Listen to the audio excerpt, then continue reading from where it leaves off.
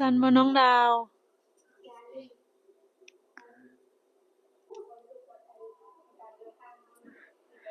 แม่เบิ่งนะ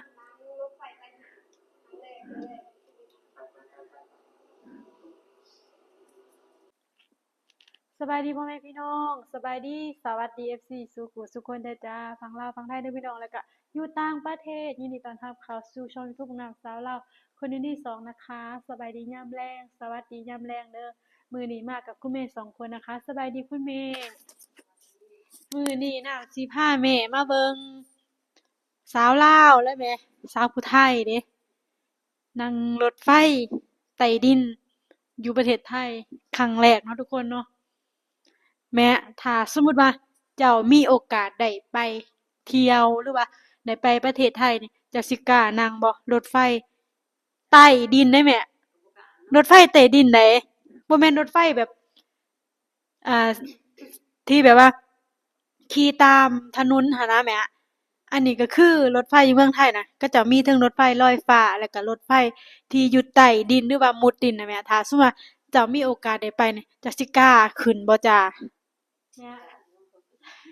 เป็นไงก็บ่กล้าขี่เนาะข้อยก็ย้านเลยก็ย้านเลยเนาะคงบ่เคย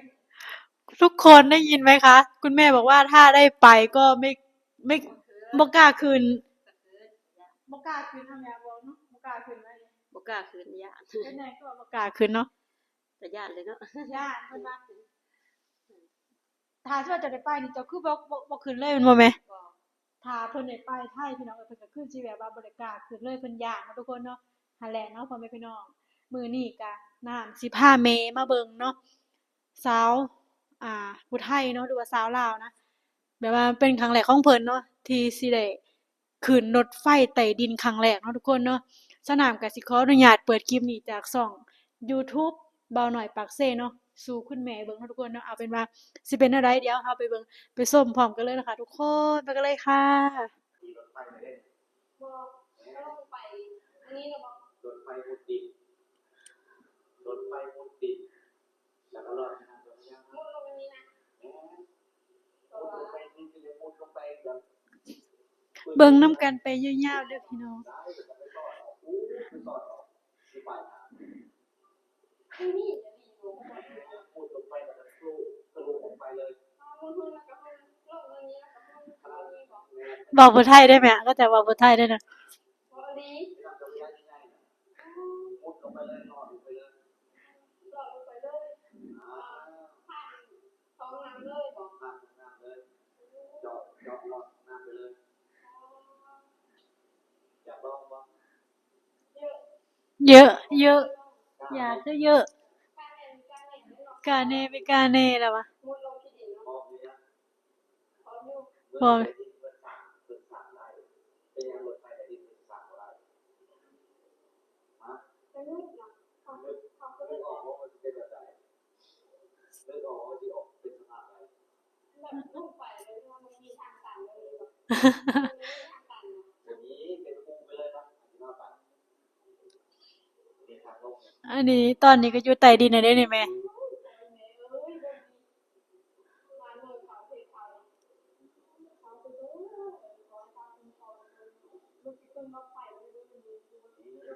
เว้าผู้ไทยได้นี่เนาะแม่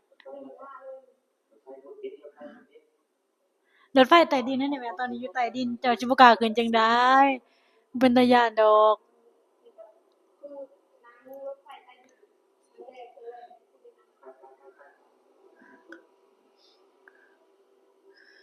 ขึ้นแล้ว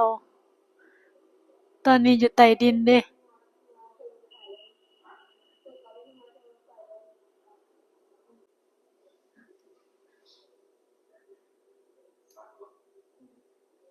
สั่นบ่น้องดาว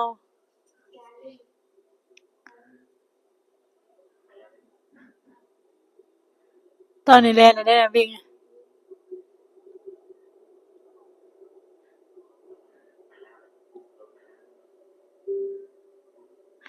ถ้าสมมุติว่าสิฮอดสถานีเพิ่นก็สิตรึงเพิ่นก็สิเปิดตรึง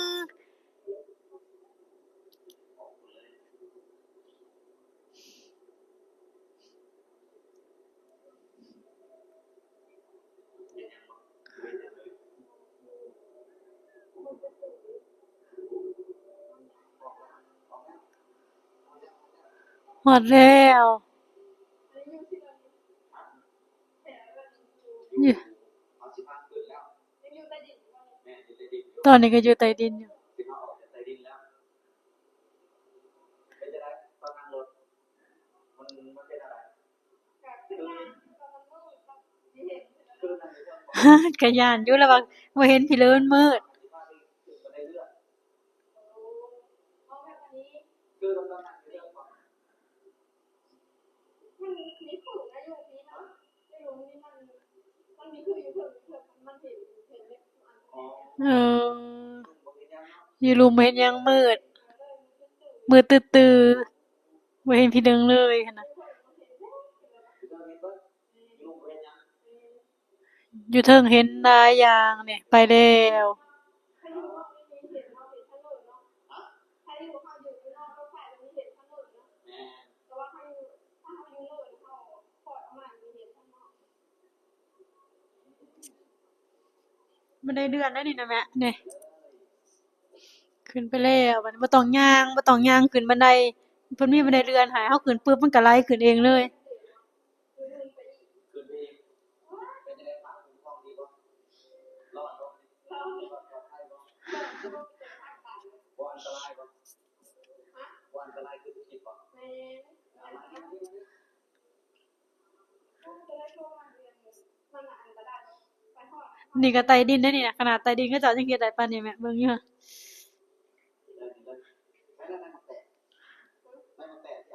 ไม่มาแตะที่ไอ้ ได้บักแต้ได้บักแต้คือตัวรถไฟฟ้า โอ้ระวังเหียคันเหียออกบ่ได้เด้นี่ มีย้อนลงขุด โยดลงหูแล้วประตูจะเปิดให้แทรงแทน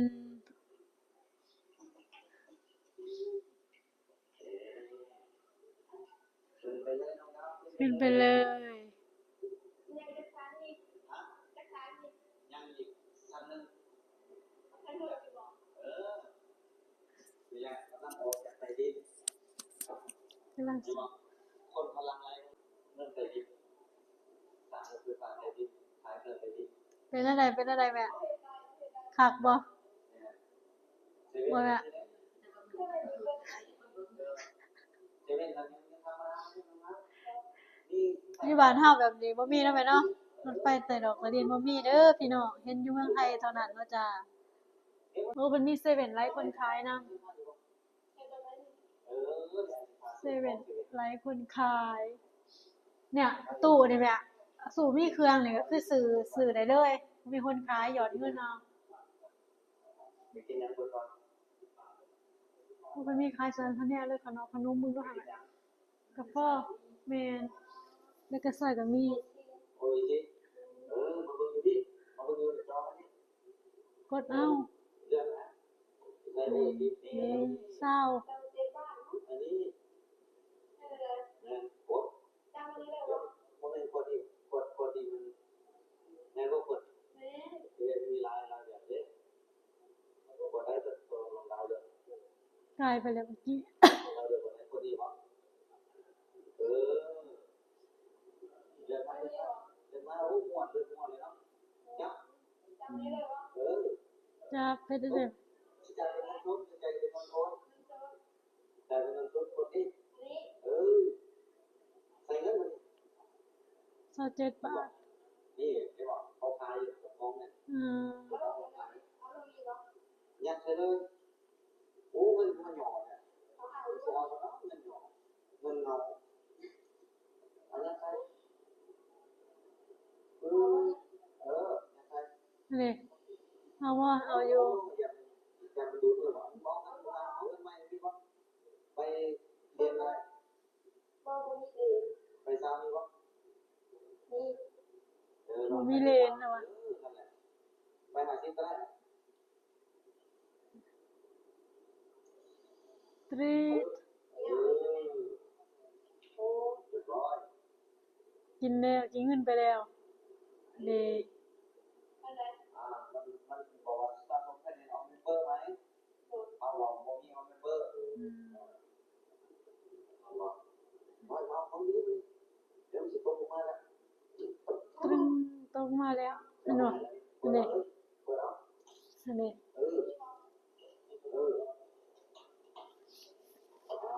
ทันสมัยขนาดประเทศไทยเนาะพี่น้องเงินทอนตรงตรงเด็กเงินทอนให้บ่แม่อันนี้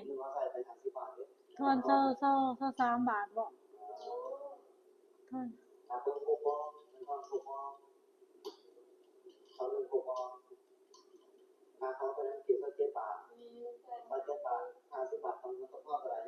23